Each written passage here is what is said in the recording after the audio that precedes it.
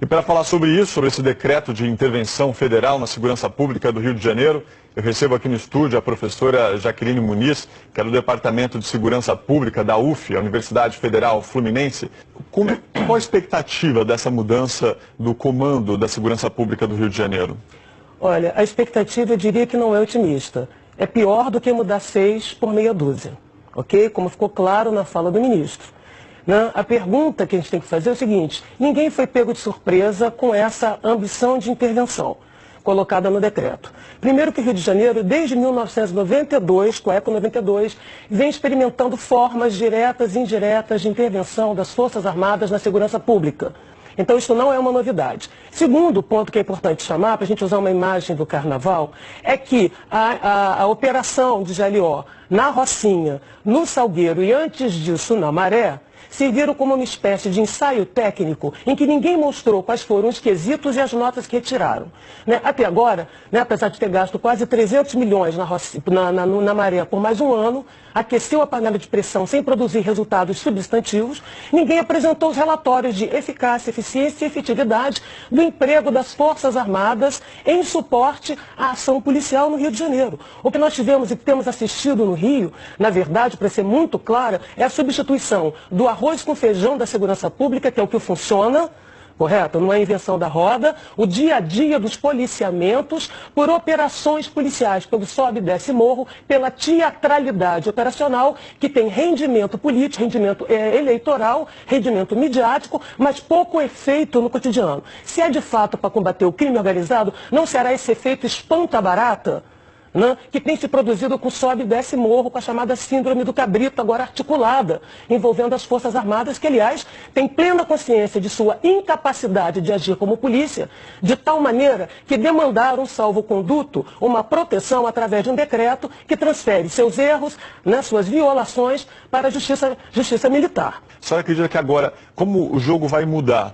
Não tem como mudar. Isso é um ilusionismo e é preciso ser claro com a população. A primeira coisa é: tem alguém enganando alguém. Ou o governador passou a perna nas polícias, ou as polícias fizeram um bypass no governador. Por uma questão muito simples que a população precisa saber. Há 15 dias atrás, a Polícia Militar faz um seminário com o apoio do Viva Rio dentro da Firjan, de planejamento estratégico dessa polícia do futuro, a polícia de 2018. Ok? Estavam presentes o secretário de Segurança, o ministro Jungmann, da Defesa, todos estavam lá e desenharam um plano, uma proposta, ouvindo os setores da sociedade, para entregar ao governador.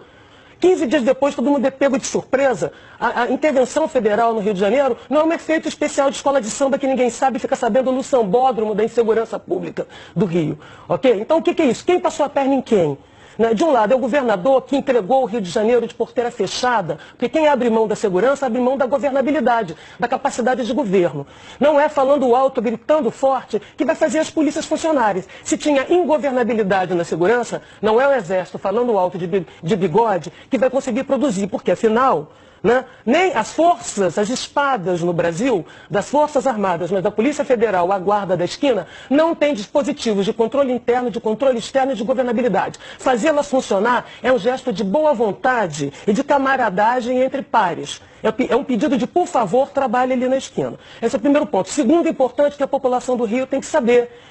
O Ministério Público tem um termo de ajustamento de conduta que já está há 2 anos cobrando do governo do Estado um plano de segurança, um conjunto de ações estruturais e sistêmicas para reduzir a matança de policiais, a matança de civis, mudanças na estrutura da segurança pública do Rio de Janeiro, a qual os prazos estão vencendo e o governador e ninguém apresentou. Por sua vez, a Defensoria Pública do Rio de Janeiro tem uma ação civil de redução de perdas e danos exatamente para evitar também a matança com propostas substantivas de mudança continuada, para que a gente não caia nessa fórmula fácil de achar que a espada sozinha resolve, porque ela vai cortar para todos os lados, inclusive a cabeça dos governantes e daqueles que hoje sentam na cadeira. Vocês não acham estranho, que exatamente no momento em que o Ministério Público, já há mais de um ano, desenhou um termo de ajustamento de conduta que envolve um conjunto de ações estruturais de mudança dentro das polícias, para fora, a mesma coisa a Defensoria Pública, o governo do Estado tinha que entregar a partir das audiências públicas, está devendo, aliás, já passou do prazo,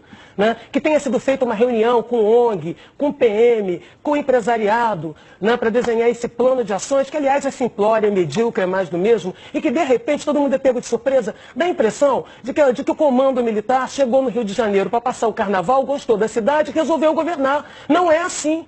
Tem uma articulação política por trás, sim. E se é mesmo para combater o chamado crime organizado, como metástase, não existe crime organizado que não tenha chancela, convivência, conivência e conveniência de setores do Estado, de setores do governo. Afinal, é através do dinheiro do crime que se faz caçadores de campanha. E que crime é esse? Através das mercadorias ilegais, que vai dar banda larga às drogas. Mas voltando ao ponto do Rio de Janeiro, por que a Polícia Civil foi intencionalmente sucateada no seu trabalho de inteligência, no seu sistema de dados, nas suas equipes de investigação e na atividade de perícia? Porque, pelo que eu saiba, e que o mundo saiba em termos de pesquisa, do que funciona e do que não funciona, é atividade discreta e não barulhenta, espetacular, né, de investigação e inteligência que consegue desbaratar economias criminosas. Então, só para fechar, é mesmo para combater o crime organizado? Eu queria saber, e aí eu vou citar alguns pesquisadores, por exemplo, a Camila Dias tem insistido, como muitos outros pesquisadores, né, da unidade de comando do PCC. Quem tem um governo criminoso, unidade de comando em todo o país, se chama PCC. Alguma coisa está sendo feita em São Paulo, já que é um governo criminoso com unidade de comando? Porque no Rio de Janeiro são franquias ocupacionais, mais fáceis de combater, uma vez que elas não têm unidade, disputam territórios. Será que é isso ou não? Ou será que é um outro tipo de arranjo político que salva o governador de alguma coisa que a gente não sabe o que é e ele entrega os seus votos, entrega o governo, né, para as pessoas brincarem de governo militar? Primeiro, eles dizem que tem integração, quando a gente sabe que na prática não há. A primeira coisa é que não temos mecanismos de governabilidade das polícias no Brasil, não é apenas no Rio de Janeiro. 2, os dados aqui são tratados como questões pessoais, intransferíveis e ambulantes. Ou seja, não se produz inteligência, e sim disse-me-disse fofoca de um contra o outro, ok? E mais grave que isso, tem agora uma intervenção, então do limão à limonada. Tem um governo militar, porque o governo militar de ocupação com retórica da paz foi o PP que foi sabotado por dentro. Agora sobra, de novo, a lógica da teatralidade do confronto. Fechando, então, se tem uma intervenção, porque o Rio de Janeiro está ingovernável, se é essa retórica que se quer fazer acreditar, é fundamental que se tenha uma auditoria imediata na Polícia Militar para saber em que estado ela está e foi precarizada, em que estado o interventor vai entregar, o mesmo na Polícia Civil, o mesmo no Corpo de Bombeiros, o mesmo no sistema prisional. Mas é necessário, né, observação externa e internacional. Isso não é brincadeira. Aqui ninguém presta contas. Cadê os relatórios, né, da operação do Salgueiro, da operação na Rocinha? Cadê a prestação de contas? O sucesso aqui tem a ver com a manipulação de dados. Como é que você diz que está seguro quando você esconde a informação e produz autocensura? Isto não é produzir segurança pública. Agora, o que eu quero fechar é dizendo que muita gente vai ganhar com isso. O crime organizado agradece, o PCC agradece, os falsos profetas da segurança pública agradecem e os mercadores da produção. Estamos diante de uma temporada de abertura das chantagens corporativas e das negociatas da segurança. Que Deus nos proteja, porque ele está ainda no Rio de Janeiro.